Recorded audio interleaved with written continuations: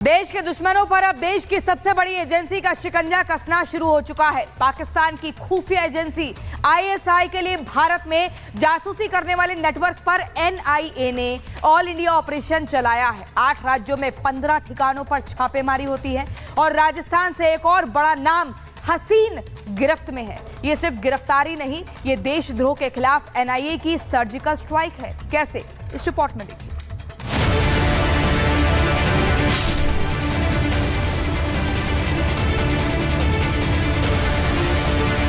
कासिम को 3 आईएसआई अधिकारियों ने ट्रेनिंग दी और ये ट्रेनिंग दरअसल पाकिस्तान के लाहौर में हुई। देश की सुरक्षा से खिलवाड़, पाकिस्तान से फंडिंग और आईएसआई के लिए जासूसी, और अब इन गद्दारों के खिलाफ देश की सबसे बड़ी जांच एजेंसी ने शिकंजा कसना शुरू कर दिया है। ऑपरेशन सिंदूर के बाद पाकिस्तान के लिए जासूसी करने वाले लोगों की धरपकड़ तेज हो गई है।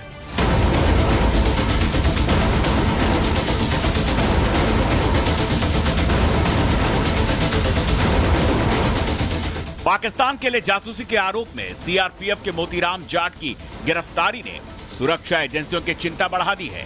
वो जासूसी के नेटवर्क को तोड़ने में जुट गई है और यही वजह है कि एनआईए ने मामले की जांच का जिम्मा संभाला, जिससे देश के गद्दारों की नींद उड़ गई है।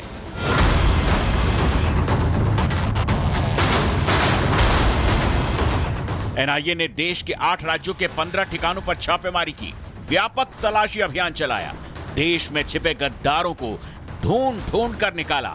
राष्ट्रीय जांच एजेंसी ने दिल्ली, महाराष्ट्र, हरियाणा, उत्तर प्रदेश, राजस्थान, छत्तीसगढ़, असम और पश्चिम बंगाल में छापेमारी की। इस दौरान एनआईए ने उन घरों में छापे मारे जहां से चुपचाप देश की जानकारी पाकिस्तान तक भेजी जा रही थी, वहीं दस्तावेज और डिवाइस खंगाले। संदिग्ध घरों में एनआईए की टीम ने तलाशी के दौरान कई इलेक्ट्रॉनिक डिवाइस, संदिग्ध बैंकिंग डॉक्यूमेंट्स, देश की सुरक्षा से जुड़ा संवेदनशील डेटा और कई आपत्तिजनक सामग्री भी जब्त की, जिसकी गहन जांच की जा रही है। एनआईए के मुताबिक जब्त दस्तावेजों की कड़ियां पाकिस्तान से ऑपरेट हो रहे एक बड़े जासूसी नेटवर्क की तरफ इशारा कर रही हैं। इस पूरे जासूसी जाल की अगली कड़ी सामने आई है। राजस्थान का रहने वाला असीम, जो पाक खुफिया एजेंसी आईएसआई का एजेंट था और भारत की जासूसी कर रहा था। 42 साल के असीम को दिल्ली पुलिस की स्पेशल सेल ने गिरफ्तार किया है। स्पेशल सेल के मुताबिक असीम 15 साल पहले पाकिस्तान गया था। उसने साल 2024 में अपने भाई कासिम के जरिए अपने नाम का सिम कार्ड भेजा, जिसका इस्तेमाल आईएसआई कर रही थी। इतना ही नहीं, उसने ओटीपी देकर पाकिस्तान में अपने नाम का व्हाट्सएप नंबर भी एक्टिवेट करवाया। जांच में यह भी सामने आया कि वो पिछले 4-5 साल से आईएसआई अधिकारियों के संपर्क में था।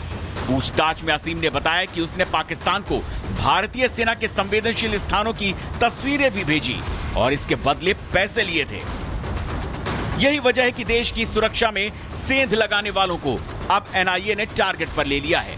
ये कोई पहला मामला नहीं, लेकिन एनआईए का ये ऑपरेशन ये बता रहा है कि पाकिस्तानी नेटवर्क के लिए भारत में अब कोई जगह नहीं बची है। असीम समेत सभी संदिग्ध जासूसों से पूछताछ चल रही है और उसके जरिए इस पूरे जासूसी सिंडिकेट की परतें अब धीरे धीरे खुलकर सामने आ रही हैं। Bureau report, Republic Bharat.